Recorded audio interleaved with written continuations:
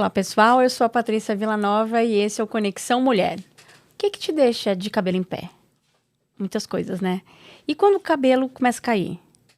Da cabeça aos pés. Esse é o nosso tema de hoje. A gente tem o queridinho que é o cabelo, né? Que se você pode estar linda, mas se o cabelo não tá legal, a gente não se sente bem, não é mesmo? Por isso que a gente convidou a doutora Letícia Caproni, que é especialista em cabelo. Ela é cirurgiã, médica cirurgiã e especialista em tricologia. Ela vai explicar tudo aqui pra gente. Bem-vinda, doutora. Oi, Paty, obrigada pelo convite. Eu acabei de falar que eu tô fazendo as duas coisas que eu mais gosto, é falar e falar de cabelo. Ah, que legal! É um prazer estar aqui com vocês. Muito obrigada mais uma vez. Imagina. Queria que você falasse aí sobre o cabelo, estrutura, por que que cai, conta tudo que a gente quer saber, tudo que mulher quer saber de cabelo. Legal. O cabelo, como a gente estava comentando há um tempo, o cabelo, ele é símbolo de feminilidade. Então, assim, se vocês pegarem quem entende ou quem gosta da parte de história, desde a época da mitologia grega, as deusas que eram símbolo da fertilidade, as deusas que estavam mais associadas com essa parte de sensualidade, de conquista, elas sempre eram associadas a grandes cabelos. Então, historicamente e também evolutivamente, o cabelo sempre foi muito importante para a mulher, por causa exatamente disso, símbolo realmente de feminilidade, fertilidade e de sensualidade. Então, a mulher, Paty, como você mesmo falou, elas ficam extremamente preocupadas e com razão quando vem o cabelo caindo. Por isso que eu achei muito legal o tema da nossa conversa, porque assim, a mulher, diferente do homem, ela tem muitas outras causas de queda de cabelo do que o homem, que tem principal causa a calvície, né? Tá. Que é a alopecia androgenética. Tá. A mulher, ela pode ter a calvície, a alopecia androgenética, numa apresentação mais comum, diferente da do homem, mas ela pode ter N outras causas e influências externas e internas que podem levar a essa queda. E essa conversa, ao meu ver, é de extrema importância, porque às vezes muitas mulheres têm a queda de cabelo, vem o cabelo diminuindo, o rabo de cavalo diminuindo drasticamente ao longo dos anos e não sabem o que fazer, ou às vezes se conformam, ou até mesmo acham normal. E é reversível? Depende. A mulher, ela tem, dentre as causas, a gente sempre subdivide a causa da queda da mulher entre causas de doenças cicatriciais e não cicatriciais. Tá. O que significa isso? A doença cicatricial, que a mulher ela pode ter mais do que o homem, é uma doença onde a mulher perde o cabelo e em resposta disso, a formação de uma cicatriz. Por isso que ela chama cicatricial, daí o cabelo não cresce mais.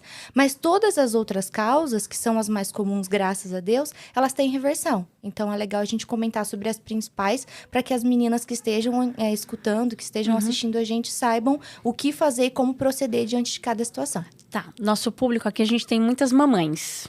E o cabelo no pós-parto é uma coisa absurda o quanto cai. E para as que são mães novas, como eu fui há 8 anos atrás, a gente não sabe que cabelo cai, né? Depois da gestação ali, dá um susto danado. E aí, meu cabelo, como fica? Por que acontece isso? As mulheres não tinham, até mesmo ainda não tem essa informação, né? De que o cabelo cai e despenca e é desesperador no pós-parto. Para começar, assim, para que vocês entendam, a principal causa é hormonal. O que acontece? A progesterona é um hormônio que ela precisa estar alto para que a gestação, a gravidez seja mantida. Daí, depois que a mulher ela tem o parto, né, que o nenê sai, independente de qual seja a via, que seja normal ou cesárea, esse hormônio ele cai drasticamente. Então, todo aquele cabelo, eu não sou mãe, mas você sabe que durante a gestação o cabelo fica lindo, a queda é mínima, ele fica brilhante, é exatamente por causa da progesterona. Tá. E aí, depois, quando o parto acontece, essa progesterona cai e aí o cabelo vai junto. Além disso, a gente tem... Cai tudo, aliás, né, doutora? Depois... Cai muito, assim. Tem mulheres, assim, estatisticamente, quando a mulher procura um atendimento por causa de queda de cabelo, ela já perdeu de 35% a 50% do volume. Então, assim, a gente precisa alinhar bastante isso, porque a resposta ao tratamento pode levar realmente um tempo maior, porque a quantidade que se perde é muito grande. Então, se pega no início ali, dá para fazer alguma coisa com medicamento, alguma coisa nesse sentido. Mas esses medicamentos medicamentos, eles podem ser tomados durante a amamentação, porque tem muito disso também, né? Exatamente. A maioria pode, mas tem alguns que têm algumas restrições. A gente sempre trabalha com nível de evidência científica. O que significa isso? A gente sempre categoriza a segurança do uso das medicações por letras. Então, para uma mulher que está amamentando ou está grávida, a gente só usa uma medicação que seja categoria A. Significa que pode ser usado com toda a segurança. Tá. Depois que ela já está numa fase de amamentação e desmame, a gente pode ir flexibilizando mais o uso das medicações. E a gente tem também as terapias locais, né? Que a gente faz na região do couro cabeludo, que a absorção é mínima. Então, tem várias opções. Tá. E além disso, da parte hormonal, tem toda a questão que você também, como é mamãe, já sabe, que a gente tem a questão da amamentação. Quando o parto é cesáreo, tem o trauma cirúrgico da anestesia e do corte na barriga. Ela dorme menos, ela fica mais estressada. Sim. Ela tem menos tempo para ter autocuidado, para procurar um especialista, um cabeleireiro, para fazer um retoque, para cuidar do couro cabeludo. Então, são séries de situações que vão adicionando para piorar a queda do cabelo. Sim, sem dúvida. Quando a gente está falando da adolescência, doutora, voltando um pouquinho aí na idade, né, da mulher, quando tá tem um cabelo, de um tipo de cabelo lá, cabelo liso, sei lá. Vai menstruar, muda a textura do cabelo? Tem esse fator hormonal ali, ele tá presente com isso também? Sim, sim, ao longo da vida toda. Por várias situações, por causa das influências internas, principalmente hormonais, as influências externas e também devido à questão de metabolismo mesmo. Vou simplificar para vocês. Tá. A questão da influência hormonal. A mulher, ela menstrua, depois da menstruação, ela engravida, aí ela tem que trabalhar fora, aí ela tem o parto, aí ela amamenta, aí ela entra na menopausa, aí ela tem antes da menopausa o climatério. Então, essas são situações hormonais que eu falo que vão alterando a textura, a quantidade e o metabolismo do fio. Tá. Outra situação, nós mulheres. Mulher faz alongamento, faz alisamento, faz uso de tintura, e aí... Descoloração, e aí seca o cabelo com secador. Então, são várias situações que vão influenciando externamente. Isso são as questões externas que você tá falando. Exatamente. Tá. E a questão do metabolismo, muita gente... Eu até comentei esses dias no meu Instagram, que muita gente não percebe isso. Mas a mulher, ela fala assim, olha... Quando eu tinha 20 anos, eu emagrecia... Nossa, era muito fácil. Fazia uma dieta e emagrecia logo. Depois dos 30, ficou mais difícil. Depois dos 40, Nossa senhora. Então, é a mesma coisa com o cabelo. Da mesma Tá. forma que o nosso metabolismo do nosso corpo, ele vai diminuindo com o tempo, do cabelo é a mesma coisa. Tanto a questão do crescimento, do espessamento e também do embranquecimento, que também incomoda muitas mulheres, né? A gente chama cientificamente de canice. Canice? Canice. Nossa, que nome Que é o legal. embranquecimento dos fios, que está também associada à parte genética, metabólica e estresse, que foi comprovado recentemente. Gente, Realmente, eu tenho muito cabelo branco. você deve estar muito estressada. Também. Não, eu já melhorei bastante, mas eu acho que é genético. Eu acho que é genético. É uma série de associações. E eu já pensei em assumir os brancos, mas é uma transição muito louca, né? E eu acho que não... Engraçado, o homem grisalho, a gente acha super charmoso. Agora, a mulher, se ela não for uma mulher muito estilosa, que combine com ela, fica parecendo que ela é desleixada. Exatamente. É preconceito, né? Isso eu acho que é evolutivo, assim, meio que histórico, né? Tá. Eu sempre... Isso é motivo de discussão com os meus pacientes, porque eu tenho vários casais que são os dois pacientes meus. Assim, a mulher que me procurou por queda de cabelo e aí o marido que fez o transplante capilar, então a gente vive nessa discussão. Que eu falo assim, isso é meio que cultural, essa era a palavra que eu tava pensando. A mulher, depois que ela se casa, ela tem, a sociedade cobra que ela sempre se mantenha bem arrumada, com cabelo legal, sempre magra, cuidando dos filhos, trabalhando fora, feliz, cozinhando Mulher bem. Maravilha! Exato. O homem não, depois que ele casa, que ele tem filho, bem, tanto faz. Engorda. Se tá com barriga, se não tá, se tem cabelo, se tá branco, se não tá. E eu acho que isso, a gente tem tido essa reversão. Porque os homens têm se cuidado cada vez mais e as mulheres têm se permitido a estar em outras situações. Hoje eu tenho muitas pacientes e amigas que estão fazendo a transição do cabelo crespo enrolado, que tá. viviam de alisamento, e também de cabelo branco. A minha tia é o exemplo vivo disso. Ela pintava o cabelo, porque ela tem muito cabelo branco. Ela pintava a cada 15 dias, no máximo. E hoje ela assumiu os cabelos brancos. E assim, eu particularmente falei que ela tá super moderna. Então, tem gente que fica bem assim, né? Que fotografa bem nesse sentido. Mas tem outras que não, que parece muito um desleixo, né? Ela tem sofrido preconceito de amigas no imagino. trabalho e, inclusive, na nossa família. Mas eu digo, não tem problema. Pergunta se alguém tá pagando suas contas. Fala assim, a Letícia, que é especialista em cabelo, tá amando. Falou que eu tô super moderna. E é isso. Porque o cabelo branco também, ele tem outra textura, né? Tem. Ele é mais grosso. Ele é mais grosso e meio rebelde, né? Eu percebo que quando eu faço uma escova, ficam uns espetadinhos. Eles são mais assim. grossos. Eu, como trabalho com cirurgias, eu gosto de trabalhar com cabelos brancos. Porque eles são cabelos que são mais fortes. E a hora que a gente transfere ele para outra região no transplante capilar, ele tem um resultado muito legal. Mas muita gente acha que realmente a gente nem transplanta cabelo branco. E pelo contrário, o cabelo branco, ele é um cabelo como qualquer outro. Mulher faz muito transplante? Faz. Em mulher, a gente tem umas... Transplante ou implante? Dá na mesma, Paty. O termo técnico correto é transplante. Que a definição é a capacidade que você tem de levar um cabelo para outra região. Mas também não é errado falar implante, porque implante é o fato de você implantar o cabelo naquela região que necessita. Tá. Então, se for pensar assim da parte correta, seria transplante. Mas de qualquer jeito de tá qualquer, certo. De qualquer jeito tá certo. Tá. E o cabelo vamos supor, mulher... Em que situações ela faz o transplante? Em mulher, são 3 principais indicações. A primeira, que é a mais comum, é o rebaixamento de testa. Como que a gente vai pra saber? trás, assim. Exato. E como que a gente vai indicar? Tem mulher que tem indicação, tem mulheres que não. Nós temos a simetria da nossa face. Os 3/3. O que significa isso? Quando a gente divide o nosso rosto em 3 partes, deve ter... o correto é que tenha a mesma medida. Então, quando a mulher se olha e se incomoda, fala, nossa, parece que minha testa tá um pouco grande. Eu sempre peço para que elas se autoavaliem dessa forma. A medida daqui da asinha do nariz é a mesma até aqui do queixo, que é a mesma daqui até a implantação da sobrancelha, que é a mesma daqui até a implantação do primeiro cabelinho. Nossa, que curioso. Então, se houver desproporção nessas medidas, aí pode ser que ela tenha indicação.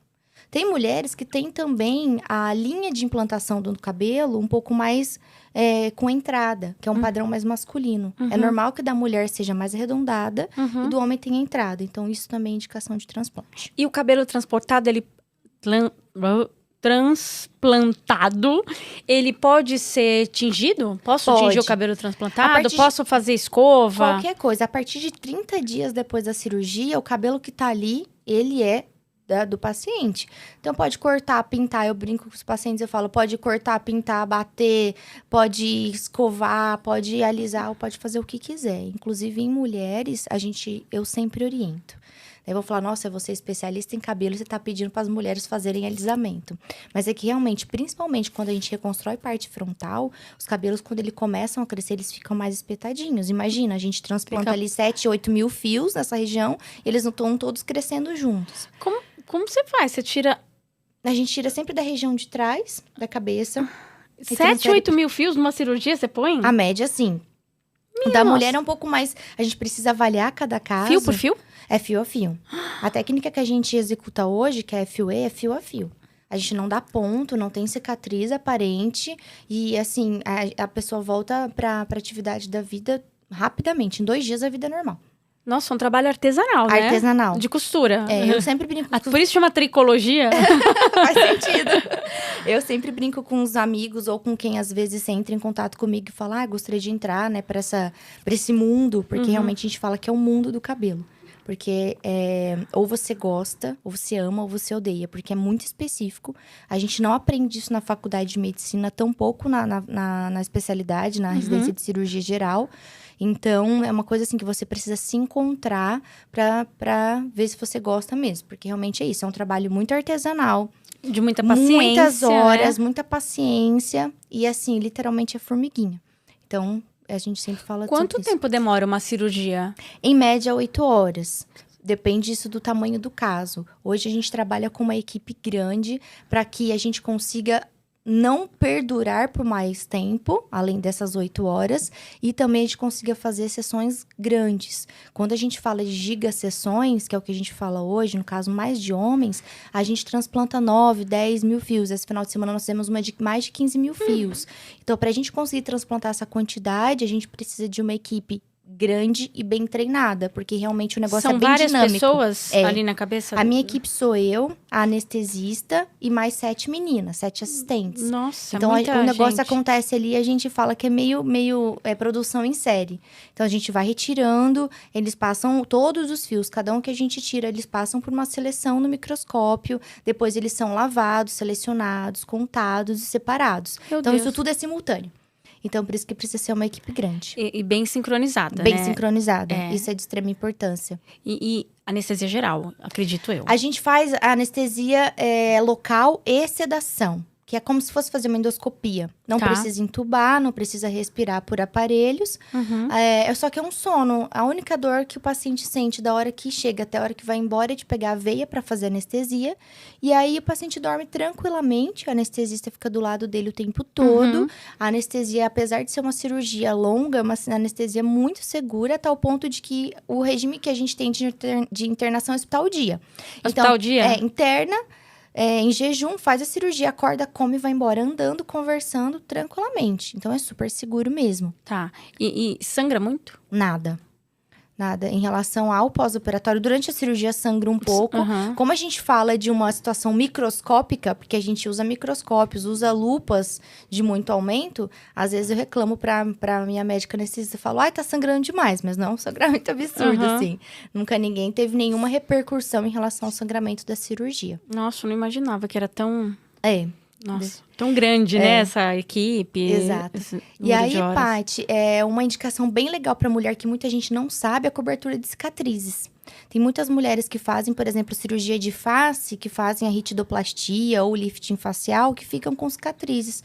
Ou que tiveram, eventualmente, algum tumor cerebral, que precisaram fazer alguma cirurgia na cabeça. O transplante capilar para a cobertura de cicatriz, ele é excelente. Porque na região que fez a cicatriz não nasce mais cabelo. Então, para a cobertura de cicatriz, o transplante é excelente. Entendi. Me diz uma coisa, qual que é o procedimento que a gente faz no salão que é o mais agressivo ou até mesmo contraindicado no ponto de vista médico, que os médicos não indicam, vai? Excelente pergunta. Isso, assim, é uma dúvida muito comum e isso vai conseguir esclarecer para vocês, mulheres, na hora de vocês decidirem o procedimento que vocês irão fazer. Todos os procedimentos que a gente faz no salão de cabeleireiro, que a gente precisa, tenha que mudar a conformação do fio, ele é agressivo. Então, que seria isso? Por exemplo, se eu faço uma progressiva, um cabelo enrolado vira liso. Ele mudou. Então, ele é muito agressivo. A gente vai descolorir um cabelo que ele era moreno, ele tá loiro. É agressivo. É agressivo demais. Tintura, isso vai depender muito. Qual tipo de tintura, qual que é a marca, se ele tem amônia ou não. Mas ele vai mudar a cor do fio, então é agressivo. Ou seja, tudo, né? Você só pode lavar e fazer escova. Exatamente. E olhe lá, porque tem o secador que também acaba sendo um pouco... Exato. Então, como que a gente vai decidir? Então, eu nunca vou fazer nada. Eu sou mulher, eu sempre falo isso para minhas pacientes mulheres. Gente, eu tenho que ser sensata em relação a isso. Porque eu sei que assim como você, eu falo para minha paciente, eu sou mulher e sei. Então, o que significa... Como que o dano é causado no cabelo nesses procedimentos? O pH é a acidez do cabelo, certo? Então, quando mais alto está o pH, mais dano esse cabelo vai sofrer. Então, para você ter ideia, a média do nosso pH do cabelo hoje é por volta de 4. Isso depende da referência. Vamos falar de 3,5 a 4. Pra gente descolorir um cabelo moreno, um cabelo escuro, a gente tem que jogar o pH para 12. É um dano muito grande. O que significa isso? Significa que as cutículas do nosso cabelo, do nosso fio, que são como se fossem umas casquinhas de cebola, que ela é formada por camadas, elas precisam estar abertas para o produto entrar lá e daí causar esse efeito. O efeito. Então, quanto mais alto o produto levar o pH, mais dano ele vai sofrer.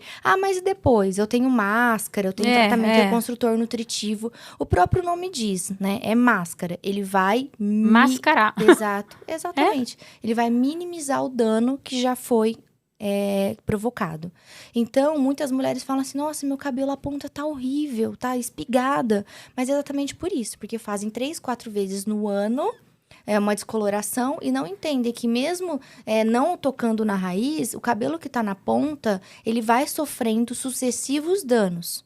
Como o nosso cabelo cresce tecnicamente 1 centímetro por mês, então eu quero que vocês pensem. O cabelo que tá aqui, se ele depois que eu estiver com esse dano, reclamando de que ele não está bom, ele estiver com 24 centímetros, significa que foram 2 anos de danos sucessivos. E como o cabelo ele é um tecido morto, né? Por isso que a gente não sente dor quando corta, o dano ali tá realmente praticamente irreversível.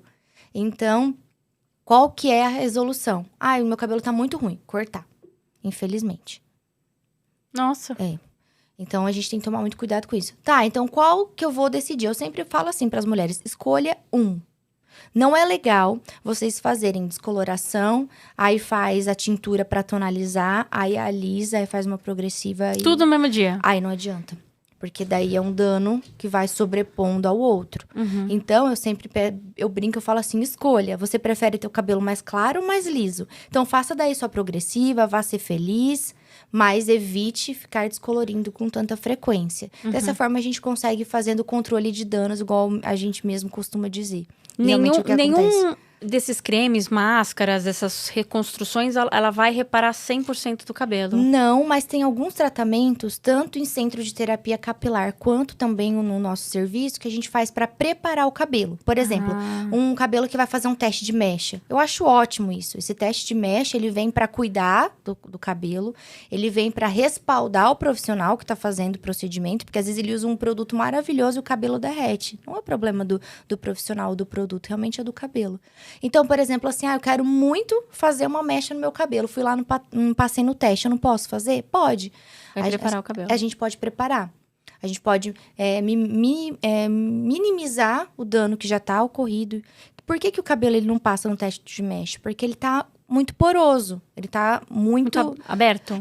Exatamente. É como se fosse uma esponja enxugando toda a parte de umidade e de dos produtos externos. Então, a gente diminui essa porosidade, a gente melhora a densidade do fio, a gente repõe a questão de proteínas e nutrientes, e daí a gente libera para passar no teste de mechas. Olha que curioso. Eu tinjo meu cabelo, faço luzes há bons anos aí, porque mulher não fica velha, né? Fica loira, não é? Isso aí mesmo?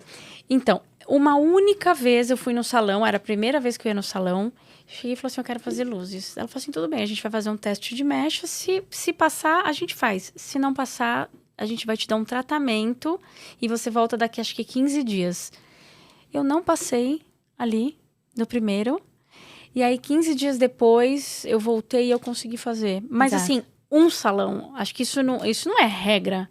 Não é regra, mas tá cada vez mais comum. Porque a gente tem visto, assim, situações assustadoras. Né? Porque assim como no transplante capilar, assim como na medicina, em quem faz podcasts, assim, a gente tá tendo cada vez mais gente no mercado, né? Então, o que vem acontecendo? Cada vez mais profissionais fazendo, cada vez mais profissionais atuando e abrindo salões de beleza. Então, isso tem se tornado, não é uma regra, mas está se tornando cada vez mais comum. Para a gente manter a qualidade nos procedimentos e evitar os danos às essas clientes. Tá, ótimo. Que bom, né? Eu acho ótimo. E é impressionante, né? Você vê como que... assim, impressionante. Toda mulher que vai fazer o teste de mecha fala, não é possível, eu vou passar. Tá ótimo o meu cabelo. E às vezes, quando não passa, não sei se foi o que aconteceu com você. Nossa, fiquei péssima. Fica péssima. Fala, como assim? Meu cabelo é ótimo, tá tudo bem. Por que eu não passei nessa porcaria? Faz de novo. Não, faz de novo, que agora vai dar certo. Ou se não sai dali, vai fazer em outro salão, né? Aí lascou. Exato, isso pode acontecer. E o cabelo literalmente derrete, esfarela. É preservação do cabelo, em primeiro lugar, e também do profissional, né? Ele Exato. se resguardar, que o procedimento que ele fez estava adequado e tudo mais. Exatamente. Você falou o negócio do pH. Tem como ver o pH do produto químico na composição dele, ou não? A maioria tem. Deveriam ter todos. Mas quando a gente, assim, teve uma época, agora não se fala tanto, mas antigamente se falava assim, eu só vou usar shampoo sem sal. O que significa isso? Todo mundo, vários shampoos estavam escritos assim, sem sal. Significa o quê? Quanto mais alto o pH, mais salgado ele é. Então, quando ele não tem sal, ou ele é menos, tem menos sal, significa que é um bom produto. Então, todos os produtos, pensando em shampoo, o ideal é que ele tenha pH entre 3,5, entre 3 e 4. Então, se a gente olha lá o pH, a gente sabe que é um bom produto. Entre 3 e 4. Exato. Tá, isso é bom, boa mas dica. Mas não são todos. Tem alguns que tem até no rótulo, mas tem alguns que tem só na parte de trás mesmo, na composição. Tá. Agora, voltando às quedas do cabelo, as origens de queda, a gente falou de queda pós-parto, a gente falou de queda de estresse, né? Você falou um pouco que estresse também é um motivo que o cabelo cai. Exato. Estresse não só emocional, como também físico. Por exemplo, eu tenho pacientes que são fisiculturistas, tanto homens quanto mulheres. Não só pelo uso, às vezes, de suplementação, pré-campeonatos. Mas, por exemplo, olha, eu tive um estresse físico muito grande. Eu tive que treinar muito pré-campeonato. Eu tive que fazer uma alimentação muito restrita. E aí, meu corpo sofreu demais. Até porque tem muita gente que, após o campeonato, ou após um estresse físico, a imunidade cai. Ficam gripados, doentes, com afta. E o cabelo cai também. E a parte emocional também. Tá. É um dado muito curioso e muito interessante. Todo mundo fala assim, quando eu tô estressado, quando eu não durmo bem, tô muito estressado, meu cabelo fica uma porcaria, minha pele fica uma porcaria. Isso tem alguma relação? Tem. Quando a gente está em processo de formação, quando a gente é feto, um embriãozinho no útero da nossa mãe, a origem embriológica, as mesmas células que formam o sistema nervoso central, é o mesmo que forma a pele e o cabelo. Então, é normal, realmente, o cabelo cair quando a gente tá mais estressada, a pele ficar péssima quando a gente tá também muito estressada. Sabe o que eu tive? Às vezes eu não sei se isso é porque eu tenho um problema de coluna, enfim. Às vezes me dói o couro cabeludo. Eu tenho a impressão assim, quando eu ponho a mão assim, dói. Isso tem a ver com o cabelo? Tem a ver com o cabelo. Essa dor, assim, muita gente acha que não existe, que a gente fala dor de cabelo. Então uma dor no couro cabeludo, dor de cabelo, né? Eu uso esse termo e as pacientes falam assim, nossa, eu já tive isso. Uma vez eu falei pra minha amiga, ela falou que eu era louca. Existe dor de cabelo. E o quê? Que cientificamente a gente chama de tricodínia. Pode, dentre outras inúmeras causas, pode significar inflamação no couro cabeludo. Por quê? Por N causas. Pode ser por uso de algum produto, pode ser de abafamento, pode ser por um processo de descamação ou de obstrução do sistema pilosebáceo ou do sistema capilar. Então, doer o couro cabeludo não é comum. Então, o ideal realmente é procurar um atendimento.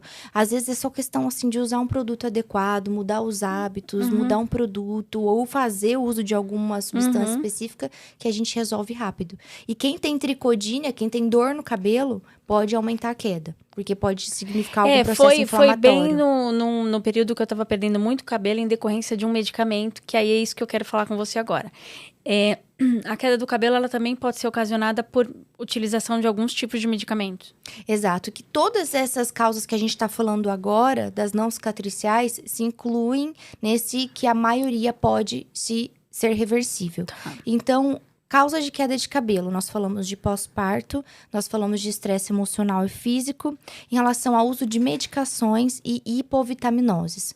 A maioria de antidepressivos, ansiolíticos, anticonvulsivantes podem levar à queda de cabelo. Hipovitaminoses, vitaminas, por exemplo, C, D, vitamina do complexo B, tanto B12 quanto a B6, dentre outras. Déficits de vitaminas, por exemplo, selênio, cobre, magnésio. Pro mais e pro menos, né? Se você tem muita vitamina, é mais comum pro menos quando a gente fala de cabelo, quando a gente fala de hipovitaminoses. Mas isso pode acontecer. E também a questão hormonal, não só da parte do hormônio da gestação. Por exemplo, quem tem hipotiroidismo, problemas da tireoide com descompensação, pode causar uma queda de cabelo muito grande. Isso a gente precisa também acompanhar e tratar. Tá. Quando o paciente chega no seu consultório dizendo da queda de cabelo, aí você vai fazer a anamnese dela para entender, mas aí é pedido exames clínicos para saber déficit de vitaminas para você começar um tratamento? Sim, eu sempre faço o rastreio da minha hipótese diagnóstica. São basicamente por 3 ou 4 pilares. É a história que a paciente me conta, a anamnese associada a um exame físico, os exames laboratoriais, que na maioria eu peço, porque mulher é muito mais específico do que o homem.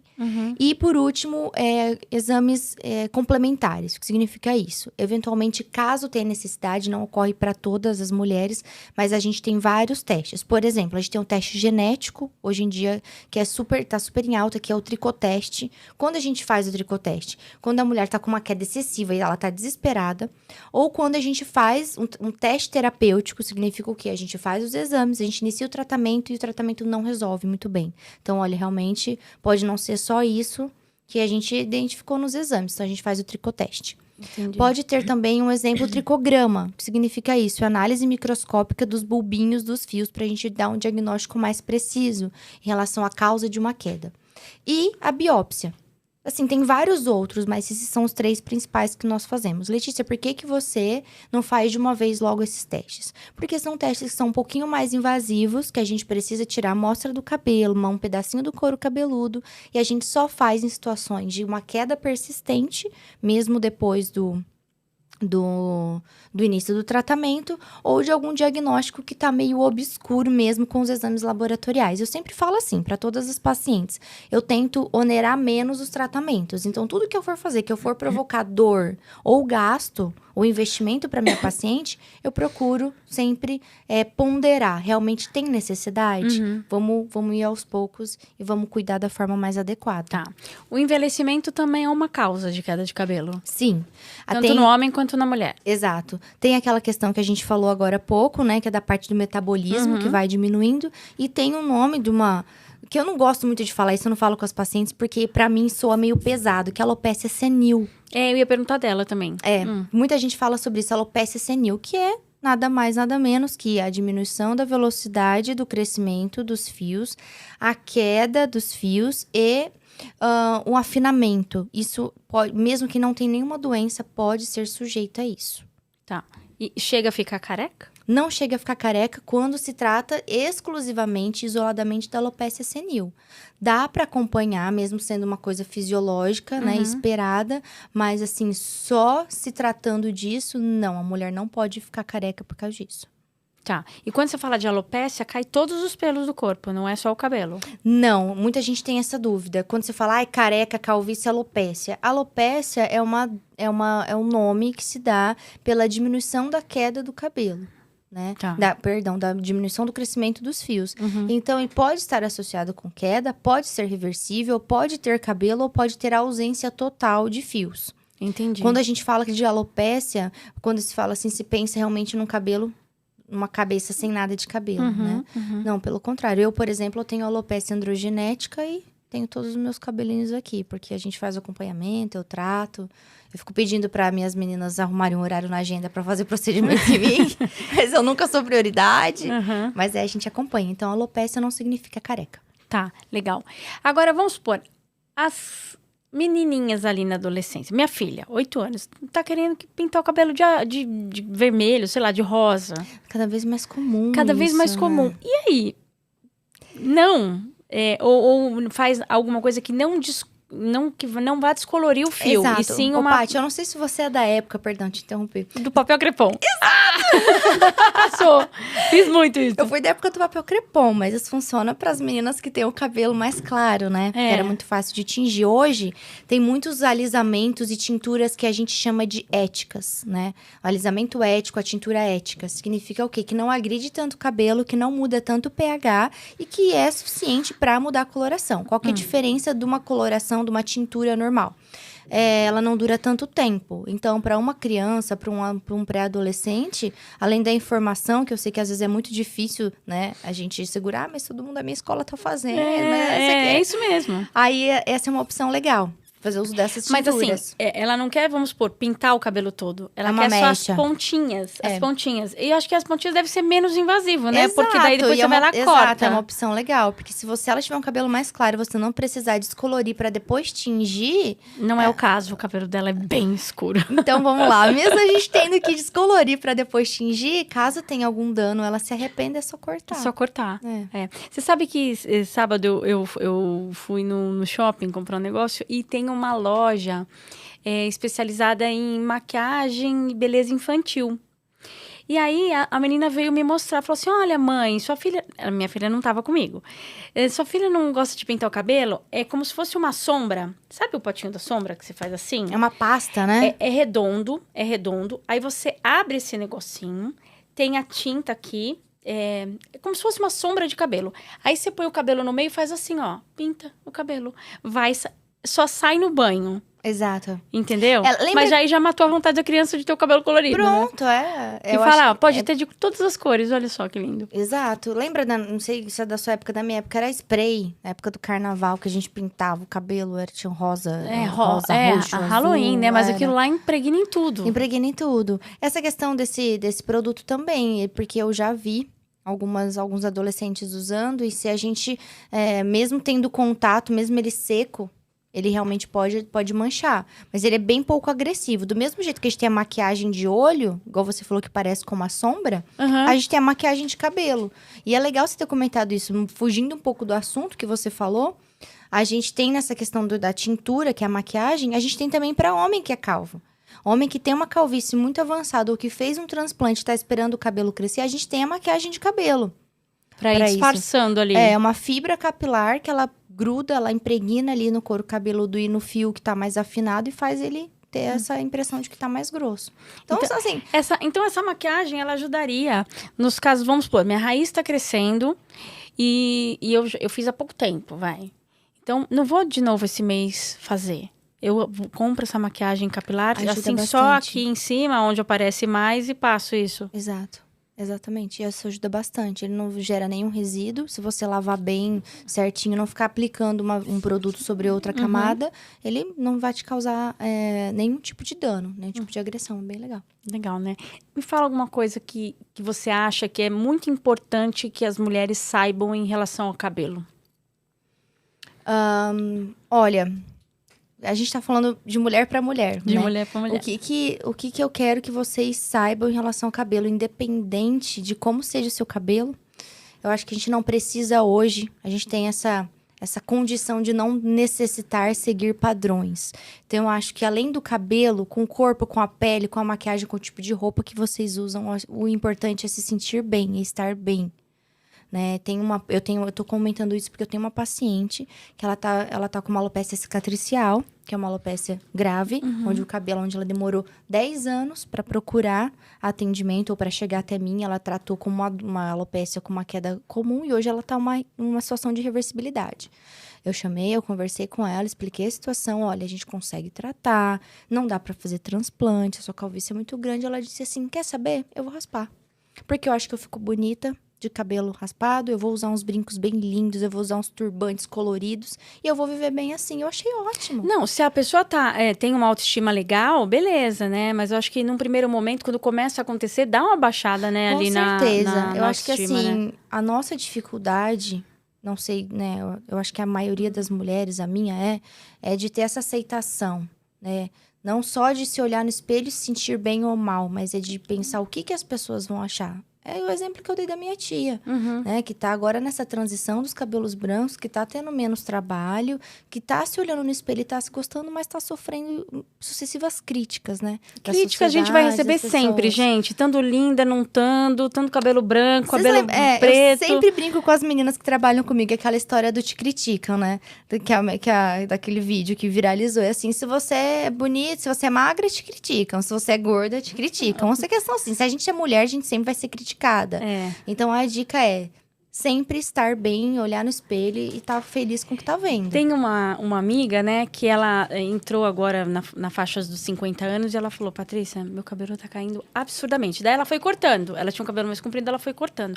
Até que teve um dia que eu só vi no Instagram dela, ela com uma taça de champanhe e os cabelos na mão e ela com a cabeça raspada.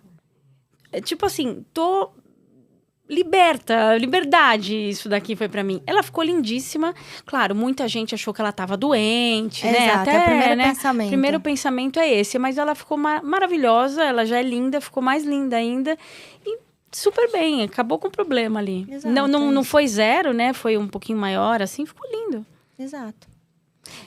Uma Pode pergunta. falar. Falando nisso negócio de cair o cabelo e tal, o tratamento de quimioterapia, normalmente, né, a grande maioria das vezes, cai o cabelo. Mas existe câncer de couro cabeludo? Não especificamente do couro cabeludo, mas da pele, né? Não é muito comum, mas pode acontecer. Pacientes, pessoas, homens ou mulheres que têm couro cabeludos muito sensíveis, pele fina, cabelo fino, que têm uma etnia mais caucasiana, mais branquinhos e que têm exposição ao sol. Antigamente, quem é descendente de italiano trabalhava em lavoura, em Sim, roça. Então, quem sofreu muito isso pode ter. 3 principais tipos histológicos de câncer de pele, mas da mesma forma que eu tenho esse câncer no rosto, eu posso ter no couro cabeludo. E aí essa pessoa tem que passar protetor solar? O ideal é, o cabelo ele serve para proteger dos raios UVA, UVB. Sim. Né? Hoje a gente tem, a indústria cosmética tá maravilhosa para o cabelo, né? Igual a gente falou, tem maquiagem para tudo, tem vários tipos de produtos. Tem também protetor solar para o couro cabeludo e para o fio.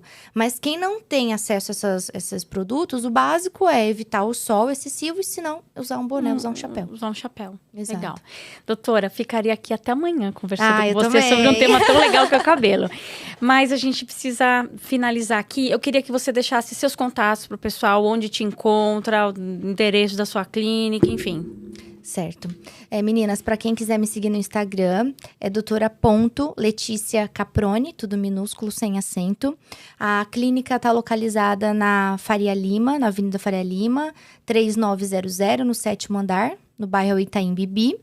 E o telefone para contato, caso quem queira agendar uma consulta, uma avaliação ou tirar as dúvidas, é 011 97897 3692. Beleza. Ó, Alfa Artesanal te presenteia com empanadas, nosso patrocinador. Adoramos. Meu cunhado que vai roubar de mim, porque ele tava falando pra mim ontem que ele queria muito empanadas. Olha, perdeu. Espero que ele não esteja vendo isso. Perdeu. Se ele vê, Não vou convidar. se ele estiver vendo, você liga pra Alfa ele. Artesanal, Pode que eles deixar. mandam, Tá tá? bom.